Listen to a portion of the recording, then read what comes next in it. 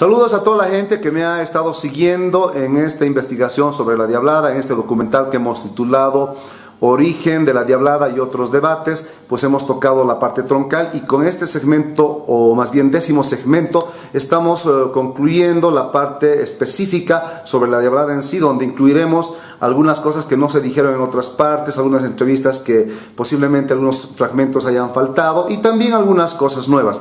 Luego pasaremos a una segunda parte, como lo anunciamos al inicio de todo el documental, donde habíamos dicho que hay una hipótesis o una tesis del señor Napoleón Gómez, quien piensa que en la hermana República del Perú hay un complot para apropiarse de danzas bolivianas. Como dijimos, vamos a entrevistar a una gente del Perú, de Bolivia, y para ver si esto es cierto, si es plausible o simplemente tiene mucha imaginación.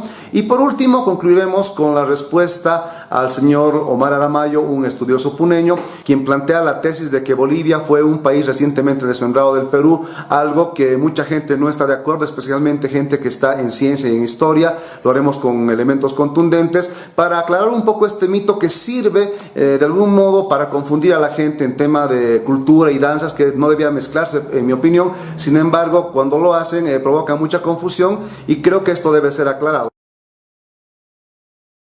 No podemos concluir este documental sin antes exponerles una cantidad de danzas de diablos que yo he recolectado de la web para demostrar que efectivamente no ha sido un fenómeno lineal como han planteado algunos puneñistas, por ejemplo, o incluso el boliviano Freddy Arancibia, pensando de que las danzas de diablos nacen prácticamente en Aullagas, por ejemplo, y los puneñistas, por supuesto, piensan que esto nace directamente de Juli. Esto es una prueba y quiero que vean esta cantidad de danzas de diablos desde México hasta el sur de Sudamérica.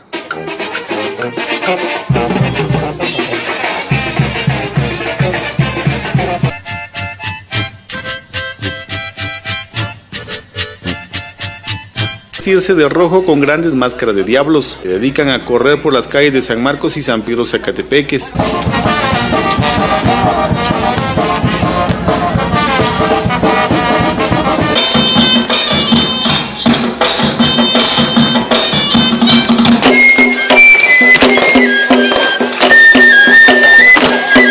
Diablos danzantes de jazz. Su origen se remonta al siglo XVIII y se considera en su condición de hermandad religiosa entre las más antiguas.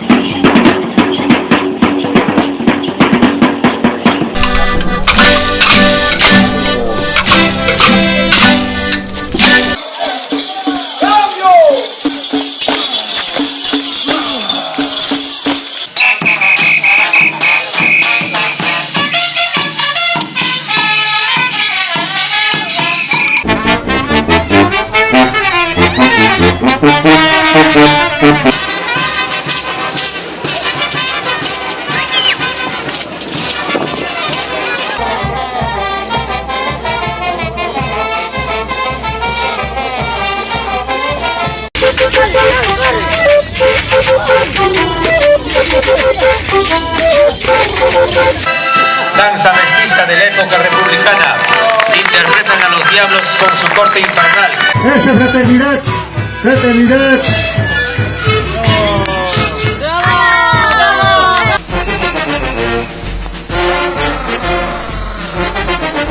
Cuando hacemos este tipo de trabajos documentales, muchas veces algunos fragmentos quedan fuera. Por eso yo he querido compartir algunas partes que no aparecen en el resto del documental, que han salido de algunas entrevistas que hemos hecho. En este caso quiero exponerles un concepto interesante que maneja Luis Valverde y muchos historiadores, el concepto del continuo histórico, y quiero que les explique sobre todo para la gente que estudia antropología o danzas, para entender algunos fenómenos con respecto a cómo pueden surgir nuevas danzas o cómo se conceptúa dentro de la danzología. En el caso de la Diablada en particular, y en el caso de la Morenada en particular, y así con muchas otras danzas también, estamos hablando de danzas la manera como se bailan ahora, para hacerlo más claro, en la ciencia social, no solo en la historia, en la sociología, en la antropología, pero especialmente en la historia, cuando hablamos de estos procesos folclóricos, hechos populares, ¿no?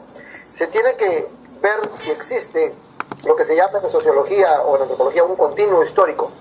El continuo histórico quiere decir, por ejemplo, ¿no?, que si la danza de los caporales, ¿no?, que los hermanos Estrada diseñan en 1969, se mantiene bailando, ¿no? Se mantiene bailando y se ha mantenido bailando por los pasados 40 años, ¿no? 40 y tantos años, ¿no? Y se está bailando. Si en algún momento esa danza se hubiera detenido por unos 4 o 5 años, ¿no? Dejaron de bailar porque la gente le perdió el interés, por decir, ¿no? Y alguien después de los 5 años dice, no, hay que volver a sacar la danza, hay que volver a hacerla, ¿no? Ya se perdió el continuo histórico por un lapso de tiempo. Ahora, la memoria es tan fresca y estamos en una época en que hay video y todo, que la reconstrucción sería con mucha facilidad, porque pues, tenemos todos estos mecanismos, entonces rápidamente se continúa bailando, ¿no? Pero en el caso de estas danzas, que estamos hablando en una época en que no hay celulares, ni filmación, ni nada, hay un continuo histórico en estas danzas. Entonces, cuando algunas cosas se pierden en el tiempo, ¿no? Y luego se reconstruyen, ¿no? Entonces ya no hay un continuo histórico, estamos hablando de algo nuevo. La danza se dejó de bailar y alguien decide reconstruirla. Y sobre esto, en toda Latinoamérica hay una enormidad de ejemplos, ¿no? ¿En qué época consideras que ha empezado la mentira sobre la Diablada, sobre la Morenada en Puno? O sea, ¿dónde empieza esta distorsión de la verdad? ¿De qué años? Mira, yo tengo una fecha tentativa que inclusive la estoy corroborando. Estoy haciendo un trabajo exploratorio y pronto la voy a publicar en como las notas que he ido publicando en el Facebook, ¿no? Últimamente. A los Sicuri Mañazo y al resto de sicumorenos en Puno, hasta el año 62 aproximadamente se les consideraba como Sicuri moreno, ¿no? En realidad no tenían nada que ver con Diablada. Y también aparece en un escrito que lo voy a lanzar muy pronto, pero en ese escrito, el cual tengo escaneado, sale de que de un año para otro en la fiesta de la Candelaria, que era en ese entonces organizada por el Instituto Americano del Arte, el Sicuri Mañazo aparece con una palabra más en el concurso oficial, ¿no? En la lista del concurso oficial. Sicuris de la Diablada Mañazo. Okay. Ese es el primer precedente o la primera prueba, digamos, histórica. En el año 62-63, tendría que confirmar la fecha, no recuerdo muy bien, en la cual empezó, digamos, a generarse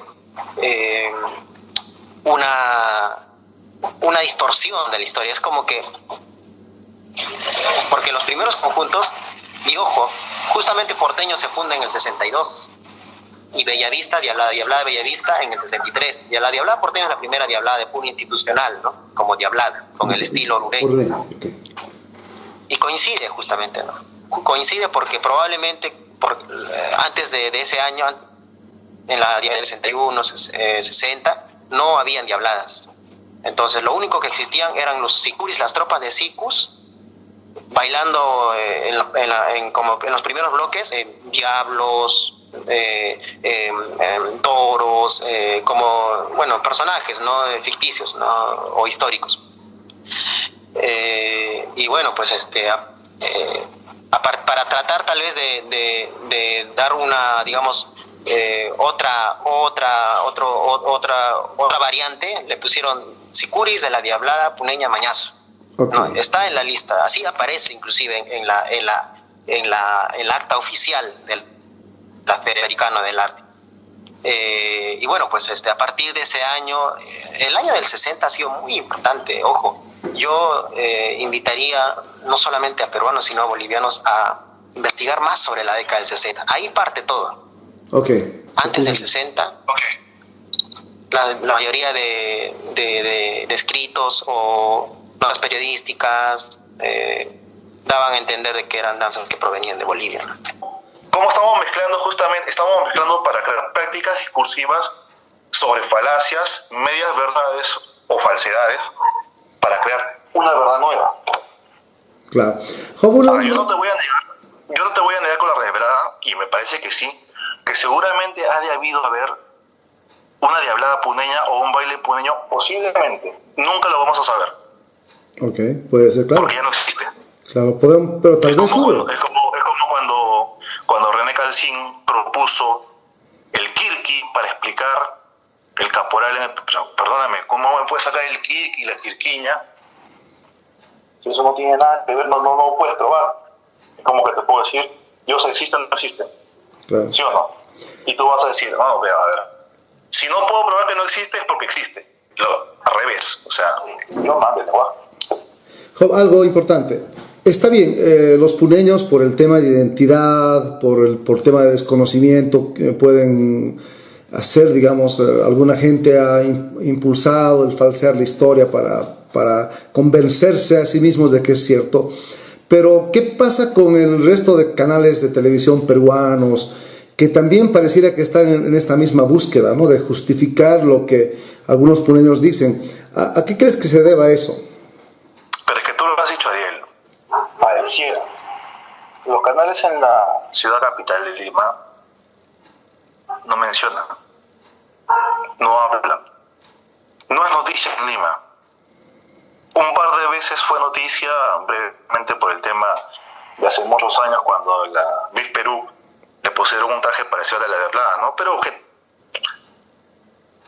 es que tenemos que tener una cosa clara, ¿no? Era la propuesta artística de un diseñador de modas, claro, ¿no?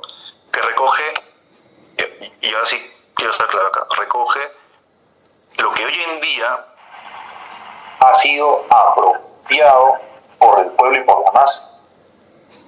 O sea, estas danzas de luces, que sabemos que tienen origen boliviano, ¿pueden ser consideradas parte del folclore puneño? Claro que sí. Hoy en día sí. Aunque sean de origen boliviano por tradición. ¿Pero por qué?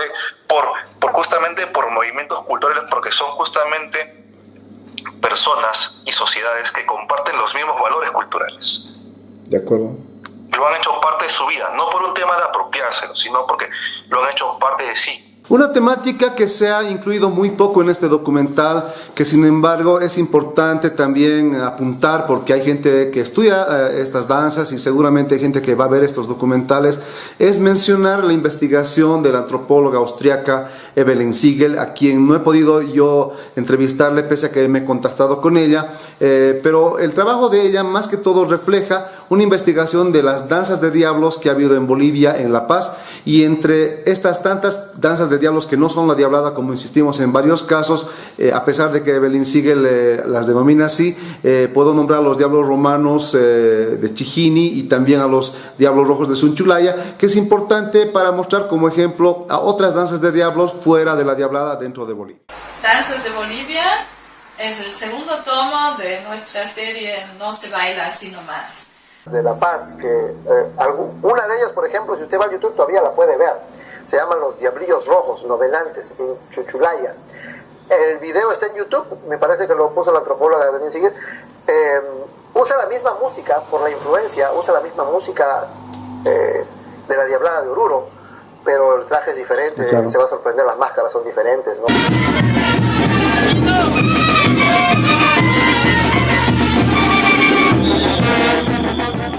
¿Conocen los diablos romanos del gran poder? Esos otros diablos que se han extinguido también. Esos sí se extinguieron, pero las descripciones, como le digo, de la antropóloga esta Evelyn Siegel, por entrevistas que ella hizo, ¿no? Hace unos 5 o 6 años atrás, dan cuenta, y también usted me comentaba que había encontrado un orureño que le había comentado al respecto. El traje dicen que era completamente romano, y alguna influencia debe haber tenido, porque si uno ve también las fredillas, ¿no? de los diablos actuales, inclusive la comparsa de Oruro, ¿no? En realidad pues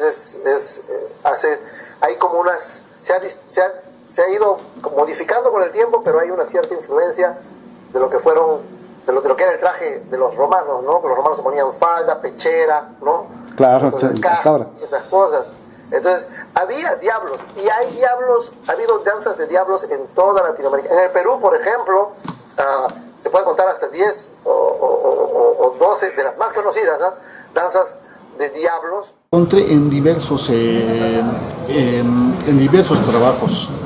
Uno es el de Luis Calderón, que publicó en 1975, que hace una reseña de la fiesta del Gran Poder. en la que explícitamente habla sobre quiénes fueron los creadores de los diablos romanos y qué año lo hicieron y con qué motivos. En los años 20 la variante predominante eran los diablos romanos que se originaron en los yungas y en esa época llegaron a su auge. Era una diablada ya más abocado a la imitación a los romanos, tenía su capa, o sea, la vestimenta en realidad era de romano, bailaban con tridentes, bailaban con víboras hechas de yeso, de tocuyo, pero ese era el inicio, con los cascos romanos. Ustedes han podido escuchar y ver parte de la lectura del libro No se baila así nomás, de la investigadora austriaca Evelyn Siegel, tocando a los diablos romanos, estos personajes que se crearon a los primeros años del siglo XX en la ciudad de La Paz, obviamente pienso que en idea influenciados por la diablada de Oruro, pero también teniendo sus cosas particulares como el traje de romano. Y aquí puedo mostrarles algunas pequeñas imágenes de un video antiguo hecho por estadounidenses, pero que aparece en el Perú, donde se pueden mostrar algunos diablos romanos que fueron en uno de los viajes de la delegación boliviana hacia allá.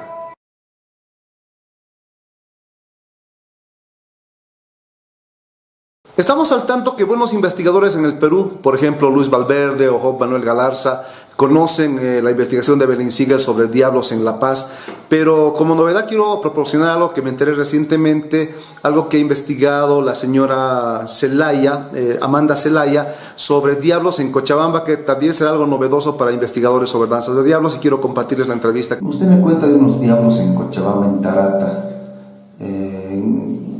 ¿Cómo bailaban? Son de la zona, ¿no? De toda la zona, Clisa, Tarata, por esa parte, Totora también, y se conoce que tenían una forma de presentarse en las festividades religiosas, ¿no? Las festividades religiosas en realidad eran una gran procesión de gente que utilizaba su propio indumento, pero a la vez habían estas formas traducidas en danzas, ¿no? Y en música también. La parte de Clisa y todo esto también tenía una forma de presentarse así, y siempre había un grupo de diablos. Ahora, estos diablos no precisamente eran la diablada, ¿no? Eran grupos de disfrazados de genios del mal. ¿Tenían cuernos? Todos casi llevaban cuernos y cola, ¿no? Y dientes. Los dientes largos, generalmente venían pintadas las caras en colores así entre rojo y negro, y también tenían el crecimiento de las orejas, ¿no? Posiblemente en cartones. Ha sido, yo creo, la presencia del diablo una forma totalmente religiosa, ¿no? De una forma de inculcar la religión a través del bien y el mal. Entonces, o habían ángeles, o habían seres alados, o habían también los ornamentados, ¿no? Otro personaje que me dijo como Uma, ¿cómo se llamaban en estas danzas de diablos de Tarata? Los Pucaumas también entraban en algunas de estas vallas. Son una especie de gente que había sido degollada, ¿no? Según la versión de algunos de las zonas. Es una cabeza totalmente colorada en lanas, y del mismo modo el ponchillo de lana, ¿no? Que es también colorada, pero lana de oveja pintada. ¿Cómo eran los pasos de estos diablos? Ellos en realidad entraban marchando, porque era una parte de un séquito, y acompañados de sus propios instrumentos.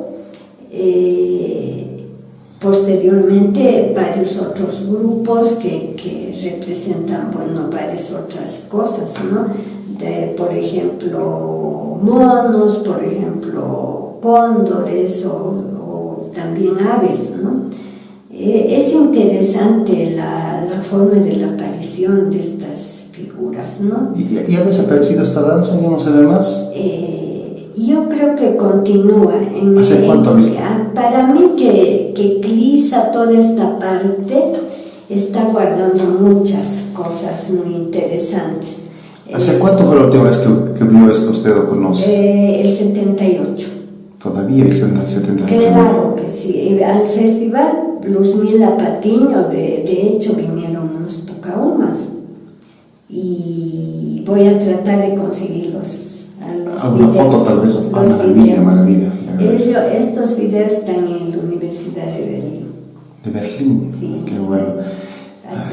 ¿Y la música se parecía a la de Oruro? ¿A la de Oruro? No, para nada. Estas versiones ancestrales de lo que es la aparición de estos seres, en realidad no tienen nada que ver con la música de la Diablada. La Diablada tiene un corte un tanto más guerrero, ¿no?